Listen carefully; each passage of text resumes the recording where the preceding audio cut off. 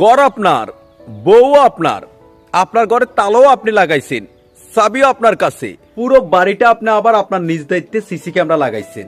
এখন আপনার ঘরে যদি কেউ ঢুইকা আপনার বেডরুমে আপনার ওয়াইফের সাথে পরকিয়া কইরা আপনার ওয়াইফকে প্রেগনেন্ট করে যায়, আপনি যদি বলেন যে আপনার বউ কার সাথে পরকিয়া কইরা প্রেগনেন্ট হয়েছে, আপনি বলতে পারেন না। এই সমস্ত রেডিমেড কথাবার্তা যদি আপনারা বলেন, এটা সাধারণ মানুষ এখন আর শুনবে না।